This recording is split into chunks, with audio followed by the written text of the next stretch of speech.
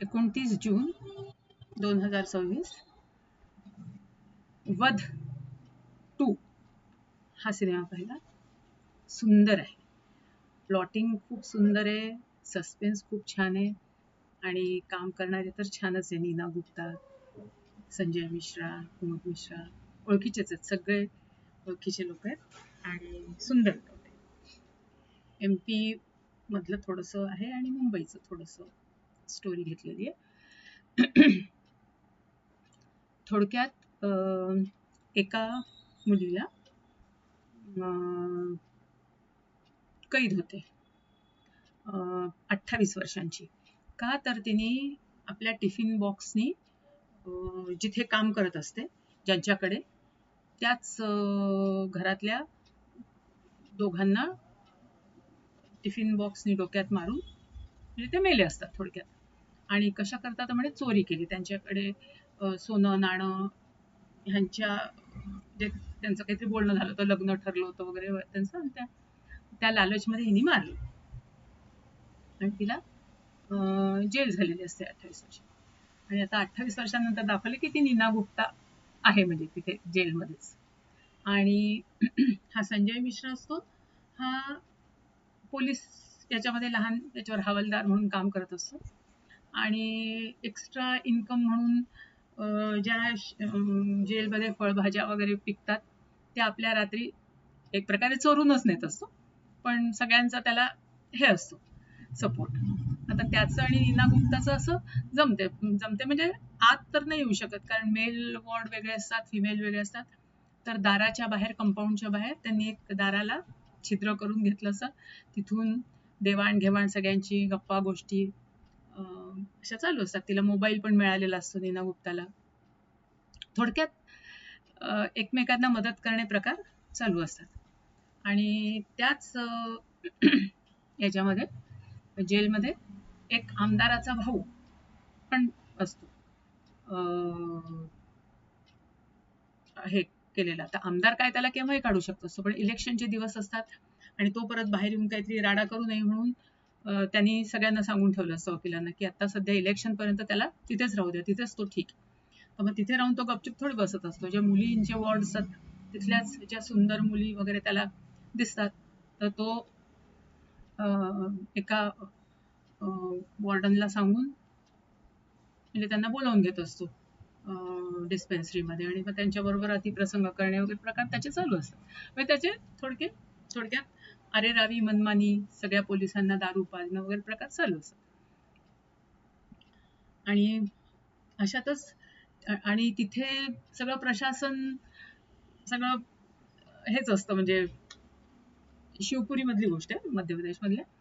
तर सगळं प्रशासन असंच चालू असतं आणि मग अशामध्येच एक पोलीस ऑफिसर म्हणजे SP बदलून येतो, प्रशांत सिंग म्हणून. तर तो आल्यावर तो सगळ्यांना म्हणजे जरा टाईट मध्ये घेतो आणि सांगतो हे असलं काही चालणार नाही, ते दारू बिरू काय हे हॉटेल आहे का वगैरे असं, म्हणजे थोडं स्ट्रिक्ट असतो तो. आणि जेव्हा तर एकदा एका म्हाताऱ्याला तो आमदाराचा भाऊ खूप मारतो. का तर तिथे तो कपडे धुत असतो आणि त्या आवाजाने याला डिस्टर्ब होत असते. तर मग याला खूप राग येतो SP ला आणि त्या प्रशांत सिंग जाऊन त्याला त्याच्या बॅरेकमध्ये खूप धोपटतो, चांगलं अगदी मरेपर्यंत मारतो. आणि दुसऱ्या दिवशी बघावं तर तो गायब असतो. म्हणजे हे लोक हजेरी घ्यायला जेव्हा पोलीस नावं सगळ्यांची ओरडतात, थोड्या वेळाने त्यांच्या ड्युट्या पण बदलत असतात आणि ते लोक अनाऊन्स करत असतात नावं. हा गायब, कुठे पळून गेला. झालं, याला बोलवतात प्रशांत सिंगला की तुमच्या याच्यामध्ये असा कसा हा पळून येतो. म्हणजे पळून नाही जाणार, सापडेल म्हणे, आपण करू. तर त्या इन्क्वायरी करता एक स्पेशल ऑफिसरला बोलवलं असतं. त्याच्या आधी एक नवीन मुलगी जेलमध्ये आलेली असते यंग, तर तिच्यावर ह्याचं मन भाळलेलं असतं रामदाराच्या मुलाचं. तर त्यांनी तिला बोलवलं असतं डिस्पेन्सरीमध्ये की हिला वॉर्डनने सांगितलं असतं हिला आणायचं तुम्ही काही करून असं वगैरे प्रकार. आता हा जो तिला मदत करणारा असतो नीना गुप्ताला, पोलीस ऑफिसर संजय मिश्रा, तो रोज जेव्हा भाज्या घेऊन जायचा तर त्यांनी आपला एक दुकानावर एक मुलगा पण ठेवला असतो भाज्या विकायला वगैरे, कारण हा दिवसभर ड्युटीला इकडे असणार ना. तर तर तो रात्री जेव्हा घेऊन जातात तेव्हा चेकिंग होतच असते, ते सुया टोचून टोचून त्याच्या पोत्यामध्ये दुसरं तर काही नेत नाही असं हे बघत असतात. तर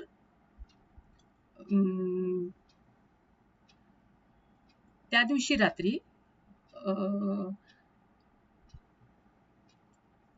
त्यांनी आपल्या भाजीच्या इथे पोचल्यावर त्या मुलाला म्हटलं असतं की एक दारूची बाटली माझ्याकरता घेऊन ये, आणि तो घ्यायला जातो तर हा बाकीचे पोते उतरवून निघून गेलेला असतो.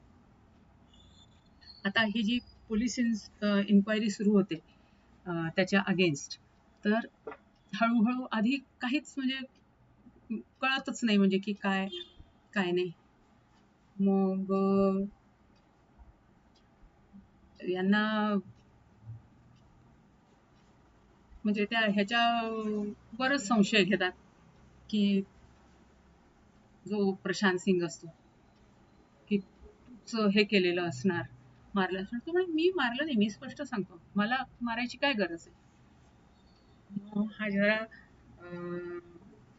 त्या यालाही भेटतो, आणि दुसरा जो ऑफिसर असतो रात्री ड्युटीवर त्याला पण भेटतो.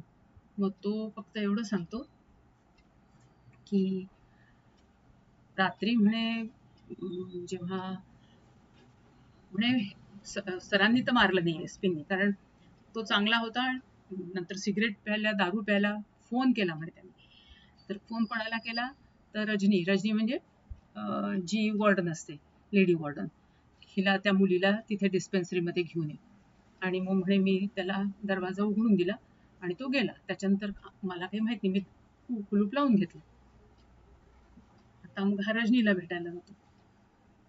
मग रजनी सांगते की हो, त्यांनी मला म्हटलं असतं, आणि माझ्यासमोर दोनच पर्याय होते की माझी मुलगी नाहीतर ती.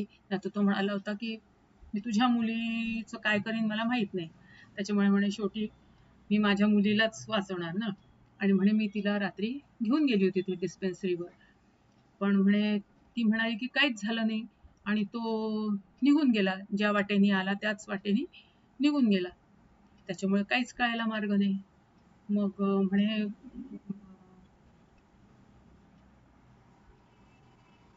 तर असाच हा विषय निघतो जेव्हा की नीना गुप्ता कुठे आहे वगैरे असं. तर ती म्हणे तिला झालं तिचे 28 वर्ष पूर्ण, आणि ती कुठेतरी हिल स्टेशन मध्ये वगैरे धर्मशालाला वगैरे राहते, आणि असं त्या तिच्या ज्या जवळच्या तिथल्या असतात त्या सांगतात. आणि म्हणे ह्याची आणि तिची जरा बऱ्यापैकी जवळीक होती त्या पोलीसवाल्याची. मग ह्याला एक एक गोष्टी लागायला लागतात, आणि मग तो शोध काढत काढत काढत तिथे पोचतो, जिथे तो त्याला सापडतात ते दोघे. तर मग मग नीना गुप्ता त्याला सांगते की तुम्ही करा म्हणे अरेस्ट, आणि तो पण म्हणतो की म्हणे तिने मारलं नाहीये त्याला, तिने वध केलाय म्हणे त्याचा, कारण तो जबरदस्ती करत होता तिच्यावर, त्या मुलीवर. आणि नीना गुप्ता तिकडनं सहज चालली होती, तिला आवाज ऐकू आला म्हणून ती आत गेली, आणि त्या झटापटीत तो पडला. हिने त्याचा गळा बांधायचा प्रयत्न केला, म्हणजे बेशुद्ध केलं त्याला, मारलं नाही, पण तो परत उठून हिला मारायला लागला गळा दाबून.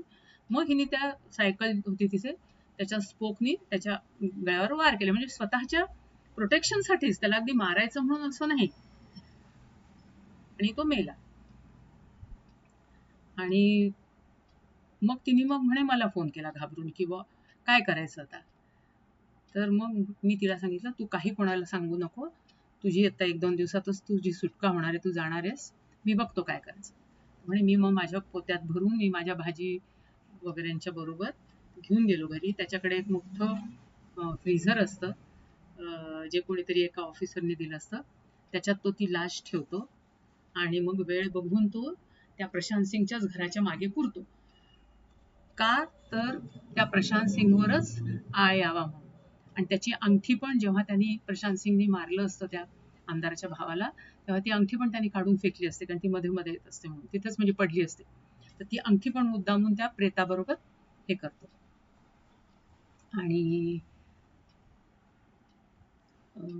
तो म्हणतो म्हणजे का, म्हणजे त्याच्यावरच का आळ आणायचा, तर ही जी नीना गुप्ता असते, जिच्यावर आळ असतो की त्या 2 जणांचं मर्डर केलाय टिफिन बॉक्स मारून, त्यांचे दागिने वगैरे चोरायला. तर काही नाही, त्याची जी हा प्रशांत सिंग तेव्हा तरुण असतो, नवीन नवीन लागला असतो, आणि त्याच्या बहिणी बहीण का भतीजी असते, तर ती एका इंटरकास्ट मुलाशी लग्न करणार असते, आणि ते दोघं लग्न म्हणजे करणार असतात. तर त्या रागामध्ये तो त्यांनी मारलं असतं आपल्या त्या मुलालाही आणि भावाला असंच घरच्या किचनच्या भांड्यांनी. आणि तेवढ्यात ही आलेली असते डबा घेऊन. तर तो तिलाही मारतो आणि मग नंतर आळ तिच्यावर करतो.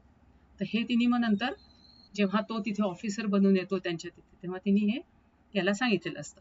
आणि मग जेव्हा यांना कळतं हे मर्डरचं, मग तेव्हाच ते ठरवतात की आता प्रशांत म्हणे ती तर निरपराध असून तिने 28 वर्षाची सजा आहे कापली, तर आता आपण याला न केलेल्या अपराधाची पण, आधीचा जो 2 जणांचा मर्डरचा अपराध आहे त्याची सजा त्याला कापायला, असं ते प्रामाणिकपणे त्या ऑफिसरला सांगतात. मग तो ऑफिसर पण विचार करतो आणि मग जातो परत, आणि प्रशांत सिंगला म्हणतो की प्रशांत सिंग म्हणतो मी केलंच नाही, मी कसं काय हे करू. तर म्हणे ठीक आहे, तुम्ही जे 2 मर्डर केले त्याच्या जागी तुम्ही एका मर्डर करता तरी शिक्षा भोगा. आणि मग तो सगळं नीना गुप्तांनी सांगितलं ते सांगतो त्याला, आणि मग तो शांतपणे तयार होतो. तर असा पूर्ण प्लॉट खूप सुंदर आहे. आणि कशा पद्धतीने जेलमध्ये सगळं चालतं प्रशासन, आणि कसे करप्ट सगळे असतात, आणि कसे जीवाला जीव देणारे पण असतात, कसे मदत करणारे असतात. एखाद्याला आपलं मानलं तर कोणत्या थराला जातात किंवा कोणत्या लेव्हलला जाणारे घाणेरडे लोक असतात, सगळ्या प्रकारे. आणि सुंदर प्रेझेंटेशन, आणि ट्विस्ट पण खूप सुंदर आहे, आणि सस्पेन्स खूपच, म्हणजे मला तर एकदम आवडलं.